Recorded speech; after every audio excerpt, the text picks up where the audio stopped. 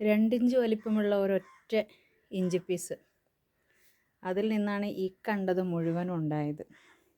1 kilo അല്ല, 1 കിലോയേക്കാൾ കൂടുതലുണ്ട്. വളരെ കൃത്യമായ ശാസ്ത്രീയ പരിചരണമായിരുന്നു. ഒരു 2 ഇഞ്ച് കഷ്ണമുള്ള ഇഞ്ചി കഷ്ണം എടുത്തിട്ട് സ്യൂഡോമോണസ് വാട്ടറിൽ അരമണിക്കൂർ മുക്കി വെച്ച്, പിന്നെ ചാണകപ്പാലിൽ മുക്കി തണലിൽ ഉണക്കി സൂക്ഷിച്ചു വെച്ചു.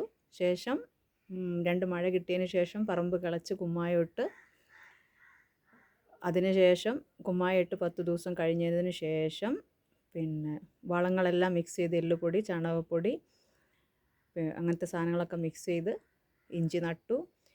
ഇഞ്ചി നട്ട് മുള വന്ന് ഒരു നല്ലോണം ഒരു ഷൂട്ടൊന്നൊരു 15 സെൻറ്റിമീറ്റർ ഉയർന്നു വന്നതിന് ശേഷം വീണ്ടും അല്പം എല്ലുപൊടിയും ചാണകപ്പൊടിയും ആട്ടിൻകാഷ്ടവും മിക്സ് ചെയ്തിട്ട് ട്രൈക്കോഡർമ, ഓരോ പ്രാവശ്യവും ട്രൈക്കോഡർമയും കൂടി മിക്സ് ചെയ്തിട്ട് ശീമക്കൊന്നയുടെ ഇല ഇട്ടിട്ട് മണ്ണ് കയറ്റി കൊടുത്തു. ഇത്രയായിരുന്നു വളപ്രയോഗം. 2 തവണത്തെ വളപ്രയോഗം, വളരെ കൃത്യമായിട്ടുള്ള. അതിൽ നിന്നാണ് ഈ കണ്ട ആൾ മുഴുവൻ ഉണ്ടായത്. സൈസ് ഒന്ന് നോക്കിക്കേ, എന്താ അല്ലേ?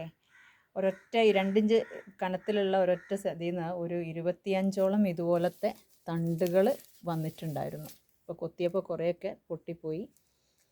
ഓക്കെ, അപ്പോൾ ഇഞ്ചി ഒക്കെ വേണ്ടതുപോലെ നോക്കിയാൽ നമുക്ക് വേണ്ടതുപോലെ ഉണ്ടാകും.